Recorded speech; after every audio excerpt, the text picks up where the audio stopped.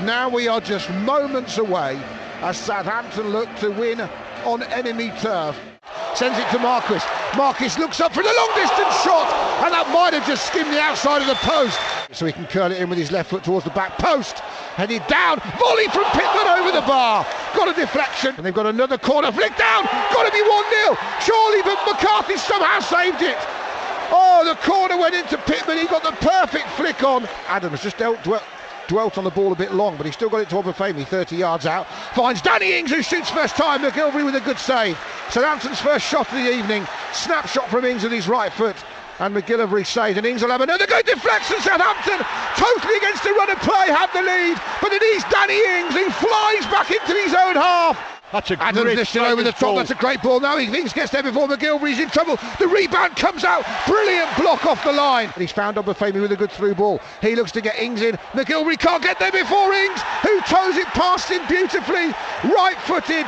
That was a great counter-attack in the end. Saints might get it back in the box, and it is 3-0. And would you believe it? It is Cedric, the unlikeliest of goal scorers, who's wrapped it up.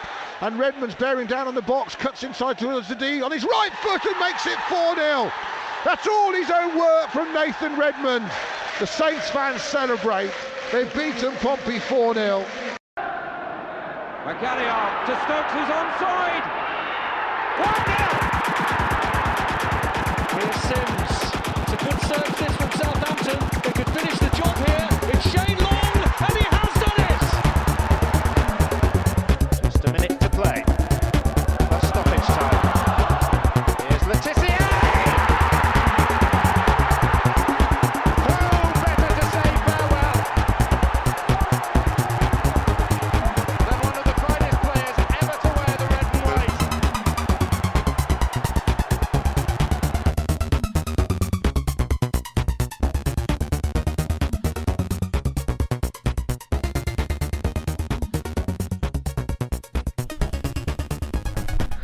Hello and welcome to episode 72 of the Saints FC podcast.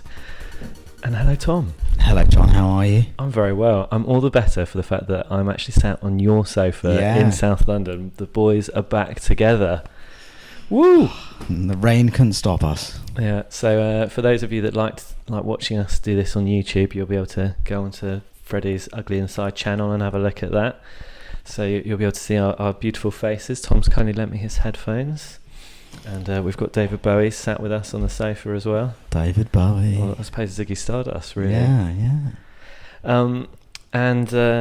We've got our wine. Not drinking Rioja. I had a slightly terrifying experience in your local shop.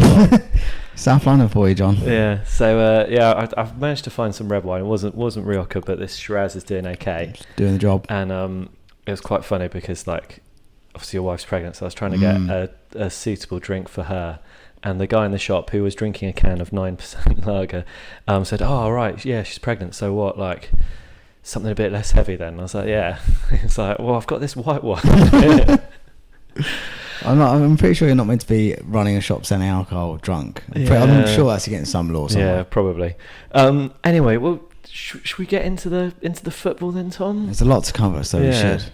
So we've got 3 games to get through. Oh. We had Exhibit A and Exhibit B from the South Coast Derby that we spoke about last time we were on the podcast. Obviously, the first one was the loss to Bournemouth. What to make of it, John? Well, it was a funny game, I thought, we basically started horrendously, didn't we? Yeah, I think maybe we had to lose a game in that manner to kind of to shake Ralph out of this kind of slumber in terms of playing players out of position, which we saw against Sheffield United, and it was a very strange game. Saints just didn't sit. You were really hoping they were going to come out, weren't you, all guns blazing, and instead they got totally done over by Bournemouth, who just out-thought and out-fought them. Yeah, I mean, Bournemouth have this strange habit of basically, they're a very streaky team, aren't they? And they're obviously in a good streak at the moment, or they certainly were when they came to St Mary's, and they just totally dominated us in that first half, I felt. And offside goal as well was quite nice, but they managed to get 2 legitimate goals. Yeah. And I mean, Saints just looked at like 6s and 7s, really. We couldn't. I mean, it was funny because I watched it on Sky Sports, and the commentator said Bournemouth are very good at set pieces. This is where they'll score. This is where they scored their goals, and they scored straight away from the corner with Nathan Ake. And it was a bit strange because it was Romeo, who has been one of our most solid, most dependable players in the last month or so, just loses Ake and gets muscled off the ball. And there was a bit of criticism of Danzo, but by that time Danzo couldn't get anywhere near that header. I mean, I think it's a bit unfair to criticise Danzo because he's a left-sided centre-back, and I think we do need to talk about Ralph's team selection because this is where it all went wrong. So you have Danzo, a left-sided centre-back, playing at right-back. Naturally. Yeah, and you have Cedric, a right-sided right-back. Yeah. Left-back. Right-back, but playing at left-back. Yeah. I mean, that just made no sense to me. I'd have thought if you're not gonna play Ryan Bertrand in the left back position, which we don't really know why he's not doing that, surely you put Danzo on the left where he's going to be more comfortable, right, in left back, isn't he, than on the right? And then at least Cedric's then playing in the right position. It was weird because Ralph had spoken about having the element of surprise. Well, I think he surprised everyone with Yeah, that lineup. I think he probably surprised Bournemouth in a good way. I think the idea that, as savvy and intelligent a manager as Eddie Howe is not going to immediately recognise the Saints are weakened, and the experienced Premier League players, which Bournemouth now have. It's not Norwich, it's not Sheffield United. These are experienced pros that have played against Saints the last 3 seasons in a row, are not going to be able to immediately counter. Yeah. Like the idea that they're going to be so starstruck by what Southampton have done, when in reality, all it actually did was weakened our left side and our right. So, effectively, not only did you play 2 players out of position, weakening them substantially, you actually weakened the players in front of them. Yeah, and you had all of that kind of like uncertainty, which was like clear to see in the side. They didn't really know what they were supposed to be doing. Danso didn't look comfortable. Cedric kind of looked okay-ish, but we just looked very weak at the back, and it looked like Bournemouth could have gone on to score lots and lots of goals. I mean, they didn't create loads of chances, but when they got forward, they always looked very dangerous. I mean, the second goal was an excellent goal. It's a sort of goal Saints don't score enough of when it comes to the Spurs game, but it was a sort of chance that too often our players are making just the wrong decision when it comes to that, and the runs just aren't there at the moment for Saints. And to all credit to Bournemouth, and you wonder, that guy's on loan from Liverpool, David Brooks, is it David? Oh, I can't remember his name. Who is his name? Is it Lewis Cook? No, it's not Lewis Cook. No, I don't know. There's Harry the Bournemouth Wilson. Harry Wilson. Harry Wilson is nothing like David sort of Brooks, players, is it? Nothing like that. But what they are is they're both young attacking midfield players that have lots of technical ability and lots of skill, that have had really good seasons in the Championship. So I'm half right. But we just weren't able to hurt them in the same way they hurt us. And I think, and this is something we'll probably come to, particularly after talking about the Spurs game, is the efficiency of Southampton. Yeah. And I think this is our real worry, which is we are just not efficient. If you look at like Leicester, we're just not the same in terms of the ruthlessness. And I think we struggled against Bournemouth. Certainly in the first half, it was as bad a first half as you'd seen from Saints in a long time. Yeah. And then I think, we go into that, obviously 2-0 down. And credit to Ralph, he brought on Ryan Bertrand and played an experienced and good left back in the left back position. Hallelujah. Danso was the man to lose out. And we immediately looked better. And we immediately had loads and loads and loads of pressure, created loads and loads of chances. We got the penalty, which James Ward-Prowse did very well putting away. And it felt like we were going to score again. I mean, there was chance after chance after chance after chance. But interesting, I think like stats-wise, we had about 25 or 26 shots on goal. Unbelievable. And then the interesting thing is Manchester City that same weekend beat Watford 8-0, and they had about the same, like 25 or 26 shots on goal. Difference though, Tom, is shot quality, and this is where XG is perfect at explaining it. So Southampton's XG against Bournemouth was 2.18, meaning that we should have scored at least 2 goals. Whereas Manchester City had an XG return of over 6 from their 25 shots. So what that's telling you is that Manchester City are creating lots and lots of really good scoring opportunities. We've said this about Man City. They create how often? I saw some of those Watford goals where they pass the ball around and then all of a sudden it's on the 6-yard line, isn't it? And someone's just tapping it in. I mean, like normally Raheem Sterling on the back post, just tapping it in about Aguero. But Saints. And again, we'll come to this. They are trying to do it. We sort of have one trick, which is winning the ball high up the pitch, doing rapid turnover. The problem we seem to have is when you come up against, when you're 2-0 down against Bournemouth, and Bournemouth know that all they've got to do is just defend reasonably well. We seem to lack the guile to break them down a little bit. I think it's one of those ones where you look at the games that we have won, the one against Sheffield United and the one against Brighton and Hove Albion, is there you have Gineppo. And Gineppo is that kind of player who has that little bit of quality in the final third that we've been lacking. And he has that ability to just kind of take the ball by the horns and just do it, doesn't he? And also he seems to do something a little bit different. I think I can't quite work out where it's going wrong for Saints at the moment because I guess the challenge we have is all our attacking options are out there. Don't seem to have anything off the bench that's going to really scare anyone. So if it's not working, it's not working. We don't seem to have anything to change it up enough. Well, it is funny though because Ralph is changing the tactics all the time. Like he changes formation and approach like 3 or 4 times in a game now. So what are we doing? So we're 4-2-2-2. But then sometimes we're playing or 4-3-3. Yeah. I mean, I know we should have an element of flexibility, but my concern is it appears he doesn't know what his best team is. And I think that there are players that aren't in that team that now are, like Yoshida. Who actually we look so much better.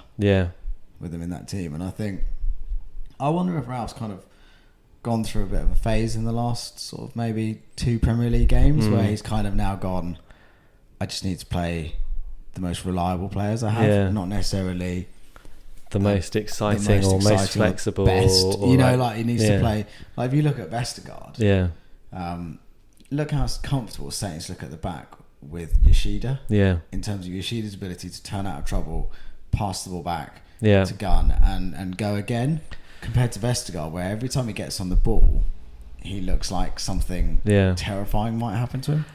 It's really frustrating with Vestergaard because I so desperately want him to be good. By all accounts he was a decent defender in the Bundesliga. Very good, he's a man mountain. But I think in the Bundesliga most clearances, most aerial duels won. I mean which is astonishing because he seems to be dreadful in the air to me. And Bundesliga, this isn't some Mickey Mouse, not the French league. This is it's probably not, the best not French farmers and it's not French farmers playing Paris Saint-Germain every week. So it's very strange, and I wonder if Ralph had to go through a 2-game stretch of questioning to kind of like we need to almost go back to basics. I mean it's funny because I kind of thought he had figured that out after the second half in Bournemouth. And that he'd learnt his lesson, and I think in some ways he kind of has. I mean, we'll get onto the Tottenham game, but there were some similarities with how things went wrong there, which we'll get onto. But a lot of people were losing their minds on social media, as people tend to do, whether it's about 16-year-old girls with Asperger's or whether it's about Southampton Football Club. People are generally losing their mind on Twitter, like quite often, being quite over dramatic. My actual feeling after that game was that we, the second half we absolutely battered them, and I think on another day, like we would have won that. I think you ignore 3-2 or whatever. You ignore the third goal because the third goal happens because Gunn comes up desperate to get the ball so he can recycle it for one last chance. Forward. And you kind of ignore that. This is classic football history revisionism. But we played really well second half. I think we are. That game we were kind of. we just needed something to go in. Yeah. Adams needed just something to happen for him. Yeah. Well, I think we're going to be repeating ourselves a little bit when we get to the Tottenham game. So, should we move on to the very, very exciting bit then? So, first South Coast derby in 7 years at Fratton Park, where Southampton had not won since 1984, the year I was born, Tom. Are you that much younger than me? Yeah, mate. Never would have guessed it. I think, the viewers on YouTube will be able to see this. So this was our big opportunity. We were a good Premier League side against a League One side which are not fulfilling the expectations that their supporters, or in fact anyone really, beholds for Pompey, because I think most people had them as a pretty good bet for promotion. Kenny Jackett under pressure. This was the greatest time that we could have had to play Pompey. We could definitely go out there and thrash them. Enjoy ourselves. Interesting lineup from Ralph. What did you make of the starting 11? I thought it was a good lineup, because also I think it was a lineup of grown-ups. Yeah, I think like players like Bertrand, they're very experienced. They're not likely to be overawed by that kind of environment. I thought also physically strong players like Obafemi that can bounce players off them, because there was no doubt about it.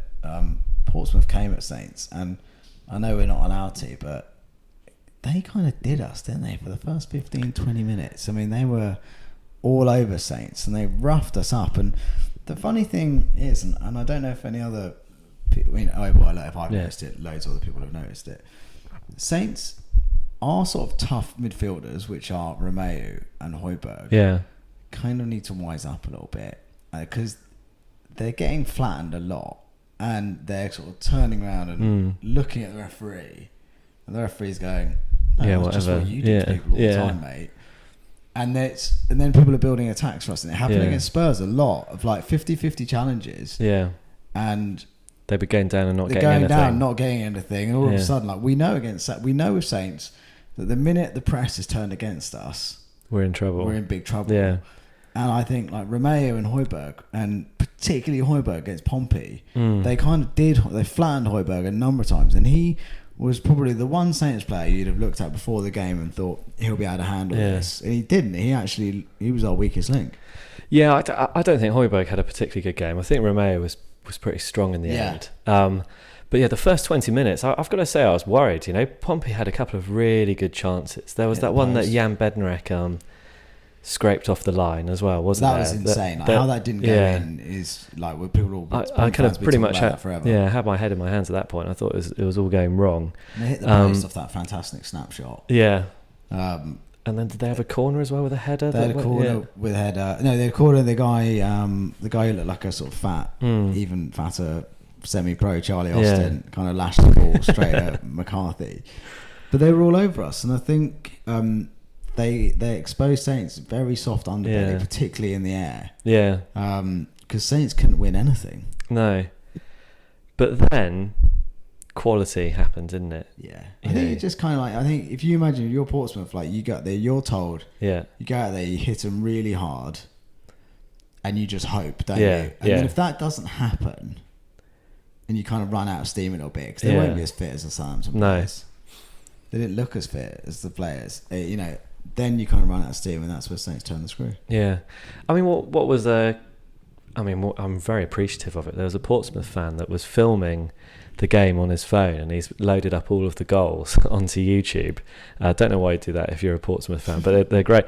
And you can watch them, and you can listen to the Pompey supporters in the crowd.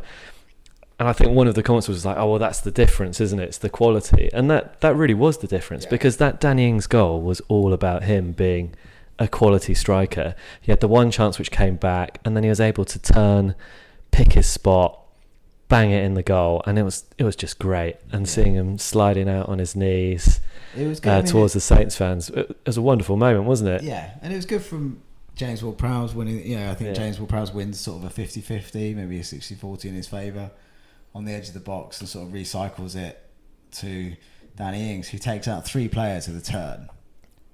And I think on the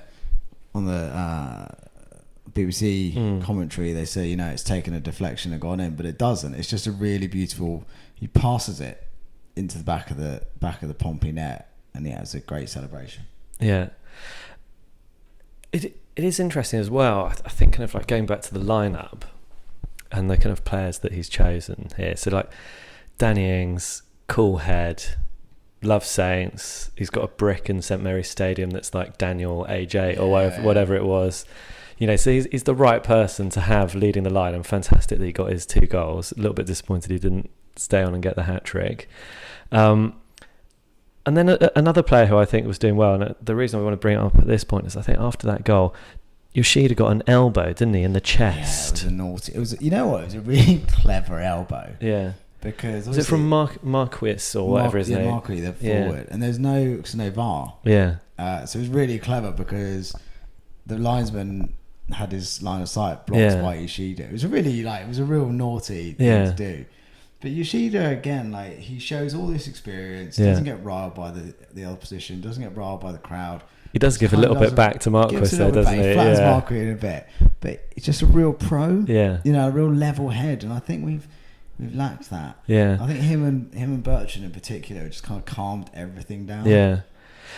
The other one as well, the other player who I saw getting a bit of crap from the Pompey players was Obafemi as well. Did he get Did you see? So he got him and Cedric got tons of grief. Yeah, I think he got bundled out of the pitch at one point and early in the first half, and then you saw him turning towards the fans, and they were all just giving him loads of crap, which I think he then celebrated one of the Danny Ings goals by cupping his ears towards them. Yeah. So I think you could see with him it was affecting him, the crowd and everything, but he dealt with it in the right way, and his pass for Danny Ings' second goal, that was an absolute thing of beauty. Who knew he had that in his locker? That was just wonderful. That was De Bruyne-esque, wasn't it? And the challenge, again, I don't want to keep focusing on the negative because it's undoubtedly a positive, but that's the sort of pass that we needed against. We'll come to Spurs, but this exact sort of pass we needed against Spurs and really against Bournemouth. We just don't seem that cutting level to be able to slice people open like that. I think one of the advantages, one of the differences in the Portsmouth game and the ones against Spurs and Bournemouth is that Portsmouth are then once we've scored, they have to chase the game. Also their fans won't allow them to sit back and soak up pressure and stuff like that. They needed to get the first goal and then do that, and because they haven't, that gave Saints the space. And that beautiful through ball from Obafemi, and then the finish from Danny Ings just to lift it over the keeper, stunning. And then he slid down in front of the Fratton end, and there's this great photo. Gets up pretty quickly. But there's this great photo of him there, sliding there, looking at the crowd. And there's a guy, an older guy, sat down at the front, and he's got his two thumbs up. Yeah, he's obviously a Saints fan. Well, so this is the thing. So they don't have any wheelchair or disabled seating in the away end at Fratton Park. Is that what it is? So he's like a disabled Saints fan. Brilliant. Sat in the Fratton end, didn't give a hoo-ha about it, and just sat there and gave him the 2 thumbs up. And that must have been absolutely brilliant. That photograph is fantastic as well. So whoever you are, big kudos. Yeah, that was brilliant. So the funny thing is after this, it was pretty plain sailing for Saints, wasn't it? Second half was quite easy. Yeah, they kind of played within themselves, which was the right thing to do, and just took the chances when they came. And also, I think everyone's going to talk about Danny Ings' 2 goals. Yeah, what an assist for the 3rd goal. Yeah, it was a great bit of play for him. I think he was looking for his hat trick. I don't think he necessarily wanted to assist Cedric. What was Cedric doing? This is funny. Attacking midfield, by the way, anyone. I think Cedric knew what was going on. He knew the game was basically won. We were in the ascendancy. And I think he just thought, I want this. I want to get a goal. I want to go down in legend status. I think he could see how important the game was. Do you remember, was it last season or season before last with Mark Hughes when he got a goal away at... Was it Swansea or something? Oh, I don't remember that one. The one I remember is his free kick against Man United. His first goal was in a cup competition. Was it? It was away from home, and you're watching him. Against Wigan. Wigan, there you go. Yeah, well remembered. Yeah. Random goal. Both totally weird goals. Actually, what was he doing in those places? But he just fancied it. He just got up there and thought, oh, I could score this. But also, he'd had a lot of grief, didn't he, in that game? So maybe he thought, I'm going to give something back. Yeah. And great, and fair play to him. I think, let's be positive about Cedric here, because, he went off on loan, didn't have the most successful loan at Inter. They didn't try and buy him at the end. I think he probably would have been allowed to have been transferred out of the club if the right offer had come in. He's come back to the season clearly second choice to Valerie, but he's done incredibly well now, and now Valerie is second choice. Valerie's not even second choice. Valerie can't even get in the team when Cedric's injured. It's very strange, but all fair play to Cedric. I think a lot of people thought he was one of those classic sort of show pony type players that Ralph didn't have any time for, but it's been quite clear that obviously he's really impressed Ralph, and I think he's been really, really good in every game he played. He was excellent against Man United. Yeah, he's really knuckled down, I think, Cedric. So fair play, and then get a goal against Pompey. He's probably never going to have to buy a drink in Southampton ever again, is he? He played really well, and then Nathan. And I'm so pleased that Nathan Redmond got a goal as well. What a goal! Totally of his own making. Yeah. No one else anywhere near him. Yeah. But again, it's that. It's that level of quality versus League One, wasn't it? And also they're knackered and they're running backwards. Yeah. He's fresh. Yeah. He's up for it. And he was in front of the Saints fans. Yeah. But it was a sort of quite calm, assured finish that we don't often see from Saints players. And I would encourage Saints fans to go and look for those videos on YouTube as well, because this was a great one, seeing all the Pompey fans getting out, storming off, all in a huff. The Port's myth is that all the fans, supported really loudly the whole way through, but actually you see a hell of a lot of them leaving at that point, because I think the humiliation was over. Crowd noise through the town. Yeah. That happened. Did it? Yeah. I think some of them even admitted it. Sad time. They were trying to say that it was a mistake. But where else they had crowd noise? Where? At the new Tottenham stadium, being piped through the speakers. Yeah. It's terrible, John. So, well, we'll get onto this in a bit. We'll talk about the atmosphere at the new White Hart Lane or Tottenham Hotspur Stadium, or whatever it's called. So I was watching in the village of Horrobridge, where I now live. So unfortunately, I'm not a season ticket holder with the... I'm not a season ticket holder at all. There was no chance I was ever going to get a ticket for that game. Neither were you, Tom, but you managed to meet up with a few Saints in London, didn't you? A few is an understatement. There was probably about 100 Saints fans in the Sports Bar and Grill in Farringdon. It was bloody brilliant. We had the whole place had the run of it, and it was amazing. And the best thing about it, the goals were great. The game was brilliant. The songs, the Victoria Beckham, Brett Ormerod song. Not heard that in a long time. But all the old classics. I don't remember that one. It's clearly too rude to be on the podcast. You'll have to sing that for me afterwards. I will do. But loads of the old songs, really good. Some of the blokes from the Swansea game when we were at the Royal Clyde, they were there. I saw James at Tottenham, and he said he'd seen you. Yeah, it was really good. It was a great night out and great result. Brilliant night. I thoroughly recommend. I think for Saints fans, if you're in London and you're going to watch the game, try and be with the others. It's really worth doing. Yeah, I've got to admit, I was quite jealous when he sent me that video and I could see everyone singing along. Also, I think we need to talk about.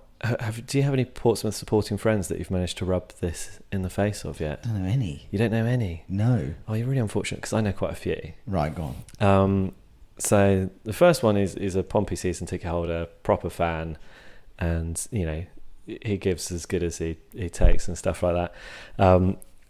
But he was also relatively humble in defeat on this occasion. The ones that I had the most pleasure in taking the mickey out of, when I first met my wife, Saints were in League One, and I think I'd been to a game, and I was coming back to London, and I had my Saints scarf on, and I went to the pub to meet all of her friends. Now, lots of her friends are from Chichester, kind of around there, near Bognor kind of way. Yeah, and they were all Pompey fans, and Portsmouth at the time were in the Premier League, and I've obviously rock up in this Saints scarf, and they're all, oh yeah, who are you playing today? Oh yeah, Colchester United, or whatever game it was that I'd been to see, and they just absolutely ripped the mickey out of me. And then over the years, Saints have gone up the divisions and Portsmouth have gone down the divisions, and they all live in North London now, and they're some of them are now Arsenal season ticket holders, and they follow Arsenal, and they talk about Arsenal, and they support Arsenal. It's two bad choices. Like yeah, and it was just so good to get in that WhatsApp group and just be like, 4-0, this is amazing. I'll give credit to one of them. One of them is still a Portsmouth fan, but the rest have all switched to Arsenal. Teams. I know, it's disgraceful, isn't it? You just can't do that. But also, I know that in the future, at some point, Portsmouth might be higher than Southampton, and they'll suddenly be giving it all the. That's terrible. You can't become an Arsenal fan. Yeah, I don't think you deserve to enjoy the successes if you don't follow your team down the divisions and then back up again. Really, in many ways, you deserve to be an Arsenal fan. Isn't it? It's like being reincarnated as sort of something worse. Yeah. I think being an Arsenal fan is probably a bit like what's that like word for like being in limbo before you go to heaven or hell, in purgatory. Yeah, it's kind of, they're a bit like a purgatory club at the moment, I think. They've got some clowns, haven't they? Yeah, but terrible. So wonderful 4-0, top of the world. Let's just savour that. Let's just have let's take 5 seconds just to. Feels good. Yeah. That's nice. I got like Danny Ings' goal going through my head. Yeah. Right, brilliant. Spurs. You were there, John. Yeah. So I mean, this is the thing that like, it's really good. Got to spend the weekend in London. I was staying with a mate of mine who supports Spurs. He's not been to the stadium yet. He's not like a big fan, but he like watches them on the telly. Managed to get a ticket for me and a ticket for him. He got one in the home end, I got one in the away one. So thanks to the Dan James who sorted me out for the ticket, and thanks to Dan's friend who decided not to go and led to me being able to get one. It is a nice stadium. There are some buts, but like, if you're going to think about some of the new football stadiums, so like the Emirates, the Olympic Stadium. I hate the Olympic Stadium. Yeah, that's more from the experiences that we had there, though, isn't it? Yeah, terrible. Yeah. See, when I watched Mo Farah winning gold there, that was amazing, and the atmosphere was incredible. So, if you get the right crowd of people in there, the atmosphere can be incredible. Sorry, West Ham fans. And I think the Tottenham Stadium is the modern football stadium that has been built with the fans and the match day football watching experience in mind. And when I'm not like West Ham, where if you're in the away fans, you're underneath.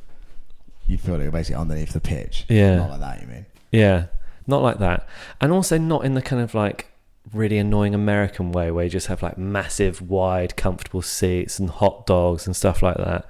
Like, they still have wide seats and hot dogs, but they've really thought about the fans. So they've got that one like sweeping stand at the opposite end from the away end, which is, I guess it's supposed to be like a cop end, isn't it? With no break or tiers, which is supposed to help with the atmosphere. Although I wasn't that impressed with the atmosphere at Spurs, to be honest. And but I think the best thing in the away ends is they've got rails in between every row. It's old school. Yeah, it's like being on a terrace, except I mean, there are seats there in the way, and you can't move up and down the terrace. You don't have like, you're not really tightly packed in. Yeah, but it is better because you're going to stand at an away game anyway, and you're going to sing the whole way through anyway. So you might as well just accommodate it and make it safe.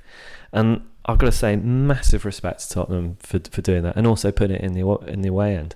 Yeah, it's funny because you don't sit down. No, you really don't, and it's just give people what they want. Yeah, because it's so expensive now. Yeah, you might as well at least give people what they want. Also, I think the modern football fan is now probably, for better or for worse, slightly different. Yeah, to the football fans we've had trouble in the past.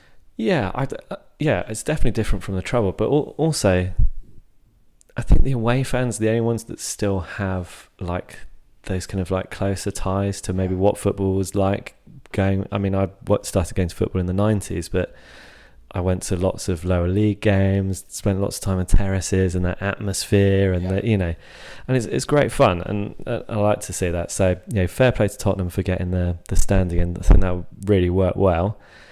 The magic beers, which fill up from the bottom. Amazing, John. And have like a little magnet in the bottom. Incredible beers. So the rule is, don't poke the bottom of the glass until you've finished your beer, otherwise your beer ends up on the floor, as clearly lots of Saints fans have demonstrated by how wet the floor was. It's fine, we're probably going to fund their signing of Nathan Redmond just by the spilt beers. And the extra money that we've had to invest.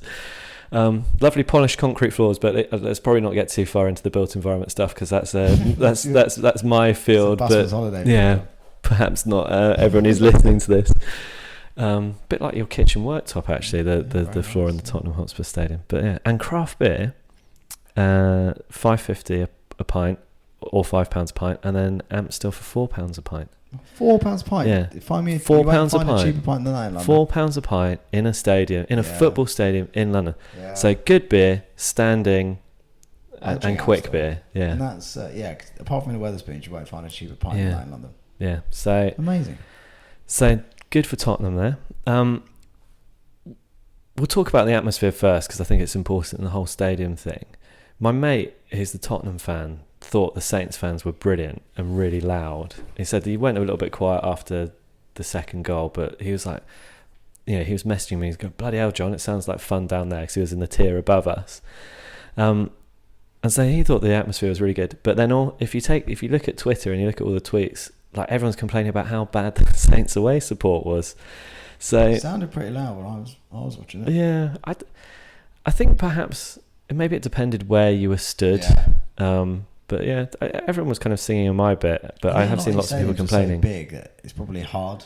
Yeah. Sort of get a feeling for the noise. I think you do lose some of the noise across the ground and the pitch. But my friend who was also sat in the Tottenham section said, like, his bit was really, really quiet. He thinks, I just got whatever ticket I could, but I think he might have been in the family end. And he said they were piping stadium fan noises through the speakers.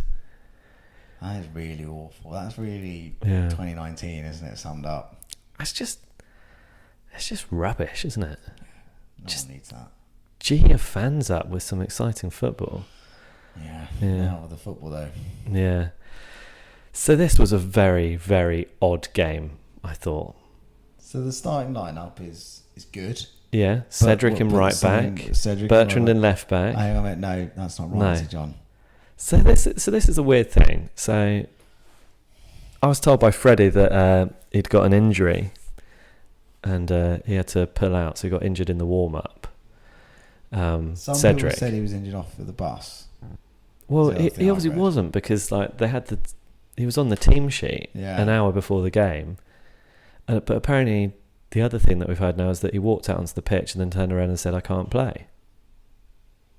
But what's that about? Is that a mental thing, or is it a physical thing? I mean, you wouldn't have thought so, because Cedric has played, well over 100 games for Saints, you thought, all in the Premier League, so he'd probably, he's not played at that stadium before, because very few players actually have, but like, he played at White Hart Lane, played at Old Trafford, played at Fratton Anfield, Park, played at Fratton Park, so he's not going to be intimidated. He must have, and also he's won the European Cup. Yeah.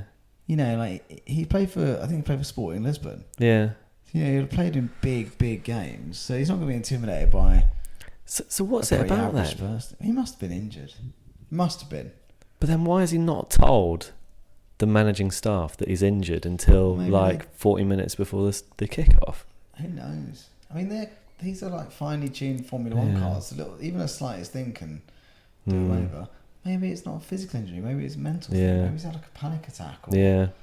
You never know what's going on with people. Maybe he's epileptic or something. Who knows? I mean, the weird thing is, maybe he's got the doo-doos. Yeah. I mean, that can happen, can't it? It can happen to the best of us. So let's talk about the game, because this is the thing. I really want Vestergaard to be a good player. I'm not convinced he can be. I was so disappointed when I saw that he'd come into the lineup and sit in place for him, especially when we have Valerie on the bench. I just thought, stick with the plan, Ralph. If the plan is to start with 4 at the back, stick with 4 at the back. And it didn't pay off, because the circumstances of the game, with Tottenham going down to 10 men, we had too many defenders on the pitch. Yeah, because we had to make the most of it. 5 defenders on the pitch, 2 defensive midfielders, and then we didn't change the system. Yeah. I don't know what's gone on with Valerie. Yeah. Just have no idea what's happened there. It's, Ralph seems to kind of love players, and then you're an outcast. Yeah. And I don't understand. I agree with you. If we had a system, he had a system where he thought he could beat Spurs. Yeah. That system was play 4 at the back. Yeah. Why then change? Because also, it's not bringing in Cannavaro or one of the world's best like Ronald Koeman, bring in Vestergaard. Yeah. Who arguably makes the team less solid. Yeah. And he makes the rest of the team worried as well, I think. It seems to be. And so I don't understand. Why. And then so why are you using Vestergaard? Is it against the pace of Son and Dembele? Vestergaard's not good. Exactly. He's not. I don't want to pile in on any one player because I don't think it's helpful. But Vestergaard is just an absolute mystery. But he was so good against Man United. So why can't he play like that every week? But also, if you look, he played well against Man United. He did, but he's playing against Rashford, who, despite what people think, if you actually look at the numbers, Rashford is actually not anywhere near as good as people think he is. Apart from one very good run of form, he's actually a pretty average striker. Maybe he looked better, but it's not. I completely agree with you. Why would you not just drop in a natural replacement right back who can do a job and who was your first choice right back until very recently? And you don't have to change the game plan or anything. But okay, let's be kind of relatively fair to Saints. We actually started the game pretty well, I thought. It was fairly evenly balanced. Tottenham got their goal though, and this is a weird goal for me from... Yeah, it was strange. Is it Ndombele, isn't it? Ndombele, yeah. Kind of hits it straight at Gunn. Well, he hits it straight at Gunn, and Gunn seems to be in the right position. He seems to have his hands in the right place. It just goes straight through. It just goes straight through him. It's like he's a ghost. It's like there's a glitch in the Matrix. Yeah. They were talking a lot about it taking a deflection off Bednarek. I haven't seen that. Didn't look like it to me. It's not my stat, someone on Twitter said Gunn has now conceded 5 of his last 6 shots on target in the Premier League. Yeah. Which is quite alarming. I don't know if that's true, but I'm just trying to think. At Sheffield United, I can't remember him actually making a save. And maybe against Brighton, I don't think he actually really made a save. No, I think against Sheffield United he did. He came out and he charged down David McGoldrick. Oh, he did, you're right. So maybe it's after that then. Yeah. I don't know, he's very... It sort of went straight through it. It went straight through him in a way that... And his reaction suggested that it took a deflection. Yeah. You kind of hope it has to have taken a deflection. Yeah, because otherwise it's very... I just presumed that he was unsighted. Yeah. And so therefore, whilst the ball was coming straight at him, because he just didn't see it soon enough somehow. If you look at... The problems for Saints were coming from the left-hand side, i.e. the right-hand side for Saints. Yeah. Where we had then dropped Ward-Prowse in this makeshift right back. He's not a right back. No. And he's definitely not a right back when Valerie is a right back. All the problem, he couldn't handle Son. No one can, to be fair. When Son's on form, he's up there with the best in the Premier League. He's virtually unplayable. So James Ward-Prowse, who's a makeshift right fullback, is never going to be able to deal with him. And you lose all of Ward-Prowse's attacking instincts because he knows that Son's going to have him on toast every single time, which he did. And Saints just couldn't handle it. And in the end, it was kind of a weak goal to concede for Saints. Yeah. It was a very disappointing goal. Yeah, it was very disappointing goal. And to be honest, I thought at that point it really should have still been 0-0. Yeah. Then we have Serge Aurier being Serge Aurier. The guy's not very bright, is he? So that's his second red card. I think someone's saying he got sent off within 2 minutes of his Spurs debut against West Ham for 2 bookings. But also, what's he doing? The first one, also goes to show again how stupid football fans are, right? Because I don't know how clear it was in the stadium for you, but the booing that Bertrand got was unbelievable. Really? Why was he being booed? Just because he used to play for Chelsea? No, because it was him that was fouled the second time by Aurier. Yeah. So Spurs fans obviously thought he'd got Aurier sent off. Aurier was thick as 2 planks for doing that. He had to go. Yeah. The first one was kind of like a bad challenge, but you could see that perhaps sometimes not getting a yellow card. No, the first one was definitely, honestly, the first one was a yellow, all day. But it was so unnecessary. Yeah, but this is the thing, isn't it? At that point, as a football player, right, I've just got a yellow. I'm just going to be a bit quiet and a bit sensible for the next 5 minutes. Two wingers who are going to run at me all the time. Get out of the referee's head, yeah. And he just like immediately does that. And Bertrand gets the better of him. And, Bertrand goes down relatively easily, but he has to because Aurier clips in all day. And there was no way it wasn't a free kick, and there was no way it wasn't a yellow card. It was a classic tactical foul, of which Saints do loads. Yeah, but if you do it in the final third of the pitch, you are going to get booked. Yeah. And if you've already been booked, you don't do it. Yeah. So like Aurier was going nuts. Like it was clear as day. Yeah. But in many ways, he took the long route off as well. He took the long route, but I wonder if that's then off caused more problems for Saints than. Well, I mean, then it kind of solved. Potentially, I think the main problem was the second goal. But let's talk about the Danny Ings goal. The second time he's now got a goal against a seemingly top goalkeeper by charging down. I mean, Hugo Lloris was amazing here, wasn't he? Because he tried to do a drag back. He doesn't even touch the ball, does he? Or a Cruyff turn. Yeah. And then he kind of thinks about kicking it, but he doesn't do it either. And right in front of the Spurs fans, Danny Ings just has the easiest goal. But I think it shows a couple of things. One is that, like, obviously, even top world-class players have brain farts. But also, it goes to show for Danny Ings the value in doing this. Yeah. I mean, that's 2 goals he's got for nothing. There's 2 goals he's got for nothing. If you look at Shane Long's goal against Watford last year, it does the same thing, but against the centre-back. Like this for Saints is our most effective attacking route. It's not crossing, it's not set pieces. It is like tackling people at the back. Like that's how we're scoring goals. And also, so this is perfect. At 1-1, you now think, great, they're at home. They have to attack. They have to attack. They have to play the ball out from defence. They're going to be attacking minded, so you're going to get more opportunities. Just the one thing you have to make sure is you get to half time without conceding again.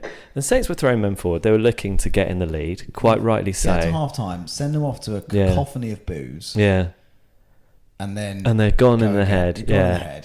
And then you can regroup. Also, can we just point out as well that Saints, if Saints had gone 25 minutes without conceding, it would have been our best ever away record. Yeah, we were 2 minutes short of it, weren't we? We were 24 conceded on 24 goals. It was such a chef's kiss moment for a Saints fan, isn't it?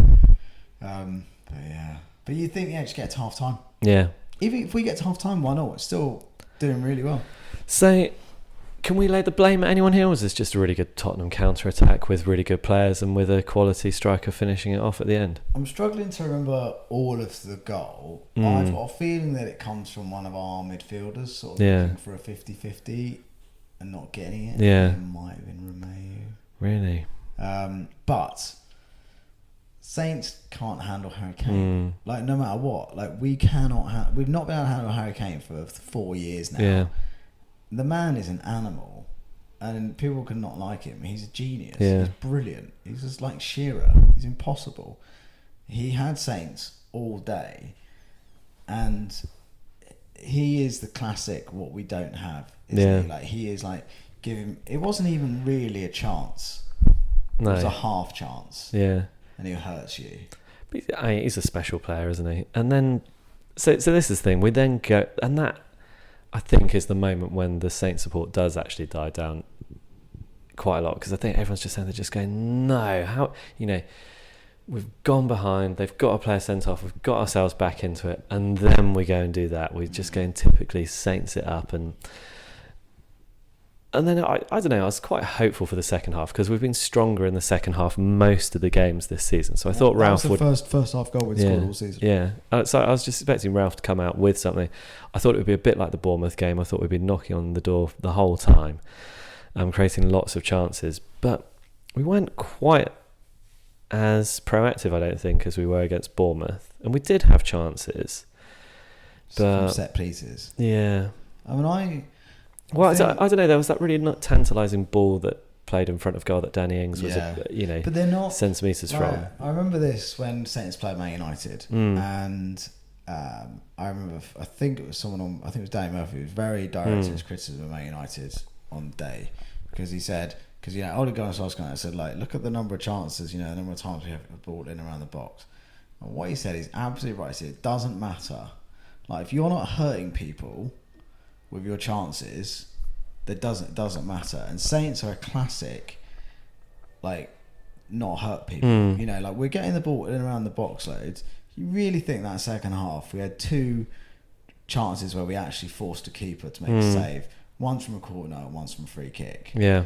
And whilst we did lots of huffing and lots of puffing and lots of intricate things around the box, you know, Spurs were very quick to drop. They've got 2 world-class centre-backs. Yeah.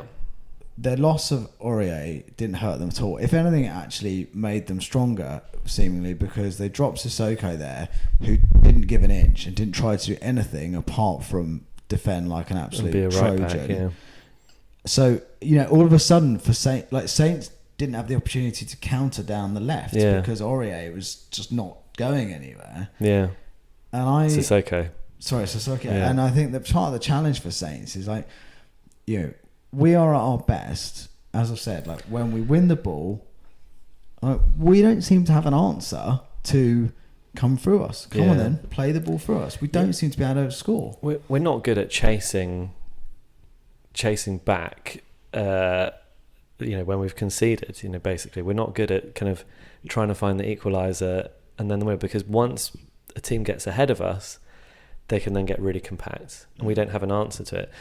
And I was thinking about the last time I went to Tottenham for a game was when we beat them 2-1 with Stephen Davis. That was 3 years ago, that game. Yeah. And Stephen Davis is one of those players that kind of like that number 8 can sometimes unpick the lock that you need. And this is what Saints need, is they need someone who's a lock picker. And I don't think we have that in the squad, do we? Boufal's meant to be that player. Yeah. And I think Saints, you know, like, it must be hard for Ralph, because what do you do if Saints aren't getting on the end of things? He can't make them. But at the same time, you know, you could argue that he could have been more bold in terms of when they went down to 10 men. Yeah. You know, maybe not at that very moment, but certainly in the second half when we were chasing the game, did we really need to leave Romeo and Højbjerg on the pitch? No, I think you could have lost Højbjerg. Did we really need to stay at 3 centre backs? No. You know, when you have, you know, we needed players that could unpick that team. We needed players that could unsettle them. You had Shane Long, who could have definitely done the unsettling, and Armstrong, who is probably the only player apart from Boufal that we've got that can really do something very intricate and special. Well, I actually think we're missing Gineppo. Like, amazingly, the guy's had 3 games for us, and already we look like a much weaker team when he's not in the side. Yeah. It was a very passive performance from Saints. And the substitutions were too late, weren't they? Yeah, they were. I mean, like, we on Obafemi, who had one touch, I think. Armstrong came on too late. The game. You know, I think it was 12 minutes from the end that he put on Armstrong, and I think by then we'd had loads of good chances. We'd huffed and we'd puffed, and nothing was going in. You could sense that we weren't going to get anything from the game at that point. I think we'd already accepted that we weren't going to get anything at that point. Yeah, and the problem we have is that, you know, we'll talk about the games probably coming up, but like, we are in a run now. You know, if we'd have got something out of the Bournemouth game, the Spurs game wouldn't have mattered. Yeah, but we didn't, and we didn't get anything out of Tottenham. So we have to go and get something against Chelsea. We now have to go and get something against Chelsea, where, you know, Chelsea, they're a bit of an unknown quantity, aren't they? One last thing. Met a cabbie at the stadium who was a Saints fan, but he's a London cabbie, London Saints. No. And he said he was driving his cab around, and then suddenly this chap popped onto the local radio station and talked about Saints for half an hour. And that was you. What was that? Was that the other night when I was on Love Sport? Yeah. I did that. Yeah, I did that the other night. That was Freddie. Thanks, Freddie, for the ugly inside. He pointed in my direction. Yeah. Oh, yes, getting famous. You're getting famous. You know, and what with people figuring out how to locate each other by telling them their proximity to you, you know. So anyway, well, let's get on to our emails. We've had a couple of emails this week. We've had one from Jason Dickey, one from Johnny. I'm going to do the one from Johnny first because we hear from Jason Dickey a little bit more regularly. So Johnny says, hi, I have a Saints season ticket for many seasons. Really enjoy listening to you guys. Thank you, Johnny. I wanted to write to you about Che Adams being dropped for the Spurs match on the basis that he has yet to score for Saints. On the 25th of September 1995, a gifted Dutch player by the name of Dennis Bergkamp was under pressure, having not scored in his first 7 games in all competitions for Arsenal, and promptly hit the back of the net against Saints. Same player is now immortalised with his own statue outside the Emirates Stadium. It's never easy knowing when to drop a striker, but surely match fitness is vital, as is confidence, so demoting from the matchday squad is really a questionable action from Ralph.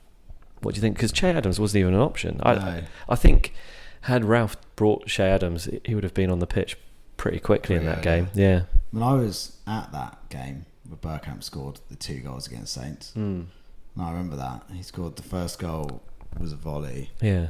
And the second goal was just this outrageous shot from about 25 yards. And Bergkamp was just different gravy. Yeah. But I remember that as a kid. But like on the note of Che Adams, I don't get it. Yeah. He doesn't strike me as a player that isn't fit. Yeah.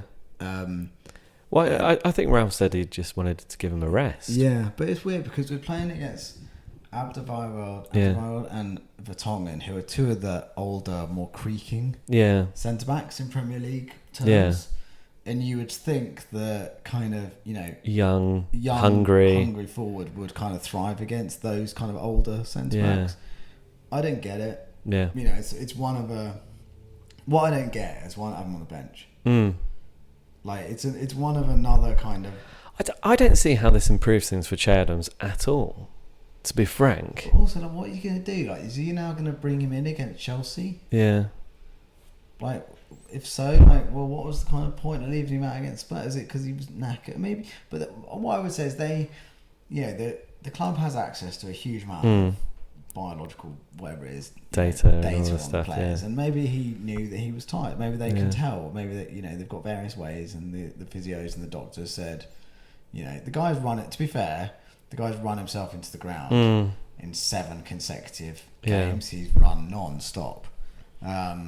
So maybe there was something in it, but it does seem weird. And but maybe at the same time, we talk about confidence in terms of scoring goals. Che Adams will definitely be our leading assist person. Yeah. He got the penalty against Bournemouth. Yeah. Got the ball for Gineppo to score. Yeah. He, maybe he's totally comfortable in his role in the team. Yeah. And Ralph has said to him, "You're still my main man, but I'm giving you a rest." To have a rest. Yeah. Very strange. Let's hope he comes as good as Dennis Bergkamp. That would be all right, wouldn't it? I'd take that. Yeah. So let's hear from Jason. Hey, John and Tom. Man, it's hard to ride the wave of the Portsmouth win after that tussle today, isn't it? I'm trying to savour the idea of beating them in their own place. It's interesting, though, isn't it?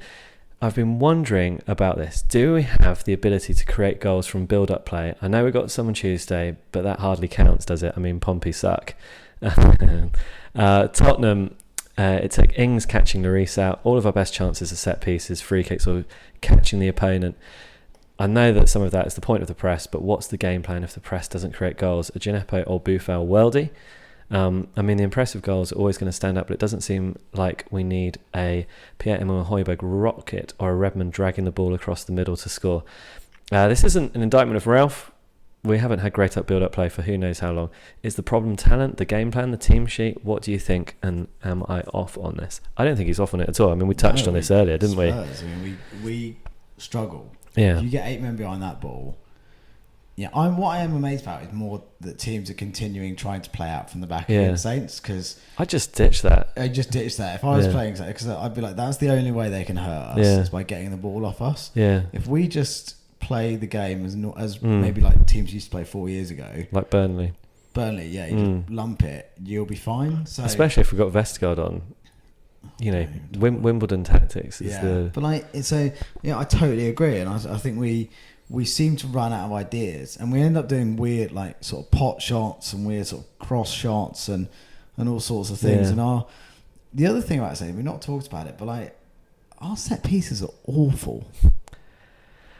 I don't know, you say that, but we created a pretty good chance with a couple of the set pieces. The free kick, James Ward-Prowse's free kick was great, The Yoshida header from the corner. Good, but what I mean is if you look at the number of yeah crosses we get, look at our throw-ins. Yeah. Like Carl Anker touched on yeah how bad we are at throw-ins. Yeah. How often we either get throw-ins all the time, but just don't know what to do with it. But we either find an opposition player, or we give the ball to one of our players who loses it straight away. Yeah. We don't seem to be comfortable. Also, what I don't understand is that Danso is clearly Rory Delap in disguise with his throw-ins. So why have we not utilised this?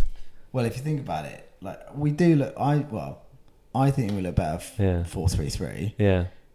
Danso would have to come in instead of one of Yoshida, Or Bednarek, or Bertrand, or Vestergaard. Vestergaard shouldn't be in any of that team. But I don't know. But I totally agree. In terms of anyway, can we try and answer Jason's question here? What is the problem? Is it the talent, the plan, the team sheet? What is it?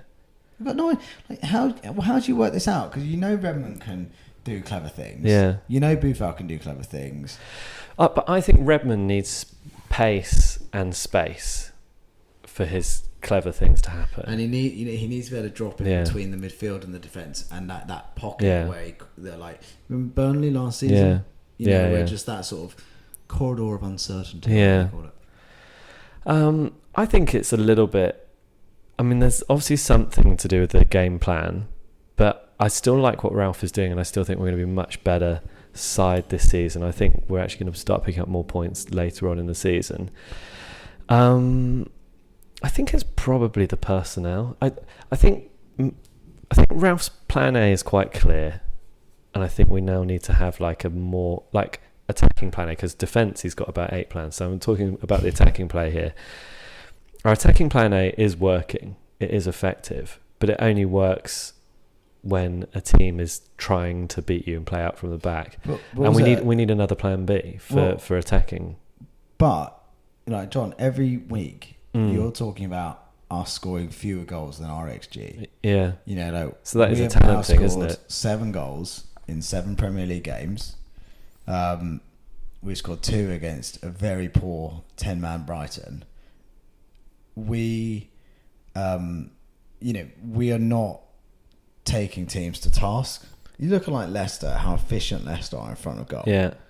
We are the antithesis of that. And so we are actually the most profligate team in the Premier League, with the exception of Watford. I'm not surprised at all. Southampton, in terms of, we don't finish the chances we should be scoring from. Any Saints fan will tell you that. Yeah. It's nuts. I mean, you can argue Yoshida, who I love, and by the way, I think we are so much better for him being in that team. Yeah. Even still, 2 headers, Liverpool, Tottenham, should score both. You can talk about great goalkeepers, say it's all you like. It's a header where he's above his centre back, he's 6 yards out in the middle of the goal. That's not a save. That's a miss. I think you got to give credit to Lloris though for saving Yoshida's header. He shouldn't be anywhere near it. Yeah. In the circumstances. Yeah. But the ball shouldn't be anywhere near the keeper for him to be able to make a save. Yeah. We've had a lot of Ralph negativity. Yeah, not online. We've had quite a lot in this episode already. But I don't think what we, and I don't want to speak for you, but where I am is I think Ralph is on a journey. Yeah. He's 30 games into his Premier League management career now, so he's not a spring chicken. But I think Ralph is on a journey. I think he's learning some things. I think he's learning that he can't play players out of position. Yeah. And I think he's learning that he needs to play consistent performers who don't lose their head, i.e. Yoshida. Yeah. Bertrand. And I think you'll see the next game against Chelsea, I think you'll see a classic Saints 4-3-3. It is interesting as well, looking at some of the players that are starting to come good this season who have not been that great recently. I think Romeo this season is looking like the Romeo that won Player of the Season for Saints a few years ago. Yoshida looks much more assured in defence, I think, than he has for a fair while. And I wonder, is this something to do with the fact that this is the first time we've been playing a bit like Pochettino, and the couple of players that are still around from the Poch era are more comfortable in this style. What I find mad is that they can't, like, those two players have got better. I think you could argue Højbjerg and Ward-Prowse have taken a step back. I think Ward-Prowse overall has got better. I think this season he's gone a little bit backward from where he was at the end of last season. But it's just strange. I don't quite get it why they're not kind of gelling. Do you think we just need to get a bit more settled and a bit more comfortable in our own skin? They need to tonk someone 3-0, don't they? Yeah. They need to get like an Che own Adams goal. needs to get a goal. They need to get a penalty, Yeah. and then we need to score a third goal, and it'll be happy days. I Yeah. think we have a massive hoodoo over us at home. I think there's some. I think psychologically, home games are a nightmare for us. Yeah. Is it going to end this Sunday? Chelsea at home? Well, Chelsea are really good going forward, aren't they? I think this could be the kind of game we could win, and I'll tell you why. Because Chelsea are the kind of team that will play out from the back. They want to play good attacking football. That's like what Frank Lampard wants to do. And I think they're also not perfect, Chelsea. I think they've got mistakes in them. Yeah, at the back. they've got mistakes. We've potentially got mistakes. But I could see us doing quite well against Chelsea. I think Chelsea will score. Tammy Abrahams. Yeah. But this could be, a 2-1 Saints, depending on when the goals come. I still think we owe him from that time Mark Hughes game when Bednarek scored. And Alonso did that nasty challenge on Shane Long. Yeah. But I think Sunday's an exciting game. I think it'll be a really good game of football. I think one of the things you are guaranteed with Saints is a really good game of football. Yeah. It's going to be exciting and interesting. Yeah. I think that's, no one can say that we're not an interesting, exciting, fun team to watch. Yeah. I think that we're agonising to watch if you're a Saints fan, but I think for a neutral, I think we're brilliant to watch. I think that's probably it, isn't it now, Tom? Do you want to talk about your terrible supporting record, John? Do you want to tell everyone how bad it is? I was going to bring that up. I don't think I've seen Saints win in person for nearly 2 years now, Tom. I've probably been to maybe 15 to 20 games. Yeah. That's insane. Yeah. I think the last time I saw us win was Fulham in the Cup, and that was like a year and a half ago. We just never win when we go. Both going to Wolves. Actually, that was probably the last time, wasn't it? Fulham in the Cup. Yeah. Under Pellegrino. Yeah. I was thinking it was Palace, terrible, but actually that was January. So it's been a year and a half. Yeah. It's nearly coming up to 2 years in January. I've got to see us win. No doubt Saints will win this Sunday because I was offered tickets to go into the corporate hospitality and I had to turn them down because this Sunday, for the first time I think since I've been, maybe for the first time since I've been married, my wedding anniversary falls on a home game. It's very selfish of Sophie. I haven't told her about it. No. We'll get the brownie points. Yeah. Right, anyway, thank you very much, listeners. If you've been listening, if you've been watching YouTube, hope you've enjoyed seeing mine and Tom's faces again. We've been the Saints FC podcast. We'll see you next time. Oh, yeah, also, if you want to do that getting in touch thing, saintsfcpodcast@gmail.com, and we're also on Twitter @saintsfcpodcast. Cheerio, everyone. Goodbye.